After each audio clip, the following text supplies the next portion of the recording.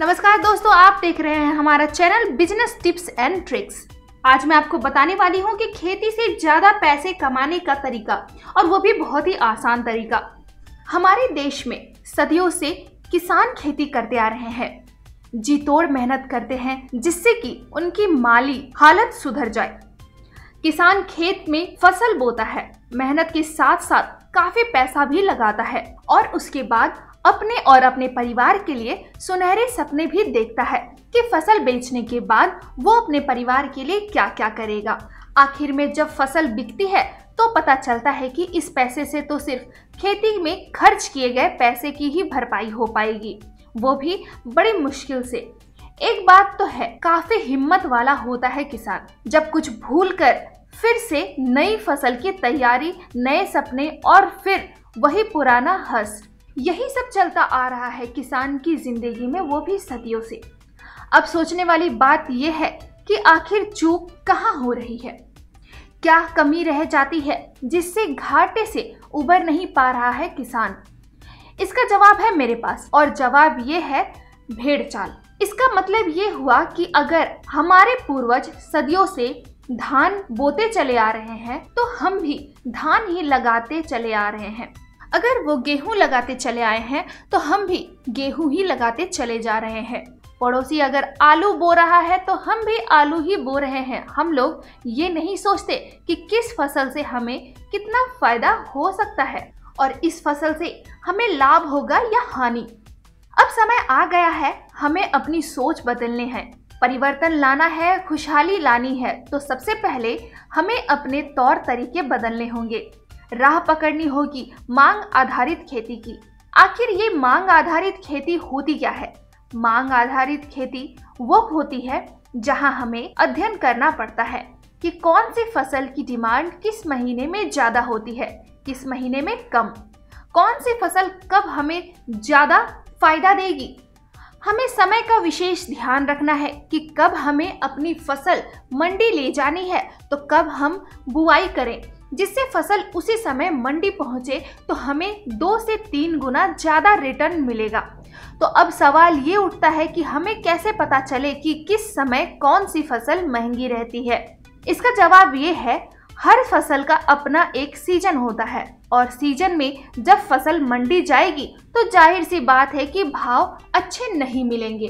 तो अब हमें करना ये है कि अपनी फसल की बुआई के समय को थोड़ा बदलना पड़ेगा। नॉर्मल समय से 20 से 25 दिन पहले हमें बुआई करनी चाहिए, या फिर 20 से 25 दिन बाद में। इससे ये फायदा होगा कि हमारी फसल सबके साथ नहीं आएगी, 20 से 25 दिन पहले आएगी या बाद में, तो पैसा भी ज्यादा मिलेगा।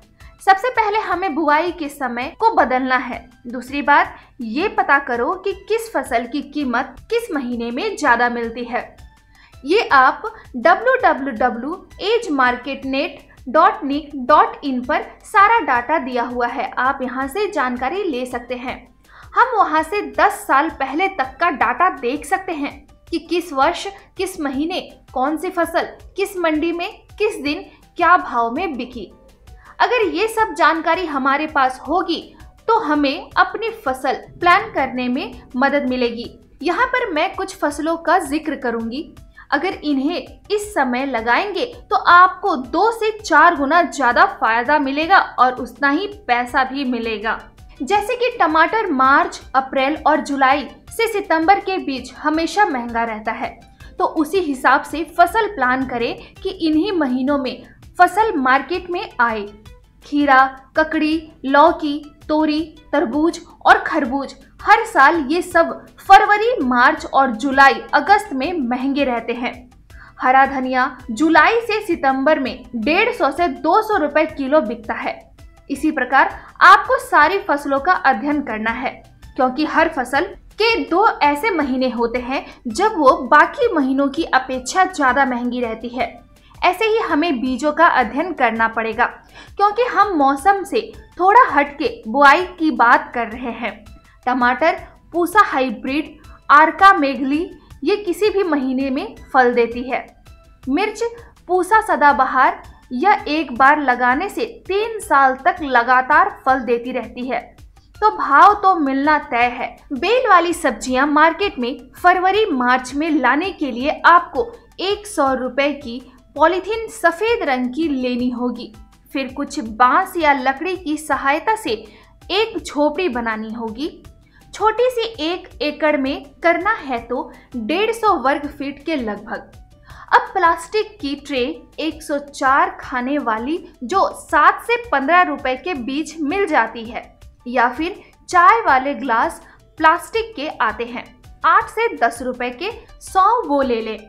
इनमें एक हिस्सा सड़ी तथा छनी गोबर की खाद, एक हिस्सा बालू और एक हिस्सा छनी मिट्टी, ये सब मिलाकर उनमें भर दें और 15 से 31 दिसंबर के बीच में अंकुरित बीज बोकर प्लास्टिक को झोपड़ी में रख दें। वहां आपकी नर्सरी तैयार हो जाएगी और फिर जैसे ही मौसम हल्का सा ही गर्म होने लगे तो खेत में लगा दें। खेत में लगाने के 1 महीने बाद ही फल मार्केट में जाने के लिए तैयार हो जाएगा। ऐसे ही टिप्स के लिए, छोटी मोटी बिजनेस के लिए, जो आप बहुत ही आसानी से और बहुत कम खर्चे में अपने लिए बहुत ही ज्यादा मुनाफा कर सकते हैं, जानने के लिए देखते रहिए हमारा channel business tips and tricks और हमारे चैनल को लाइक, कमेंट एंड सब्सक्राइब करना ना भूलें। Thank you.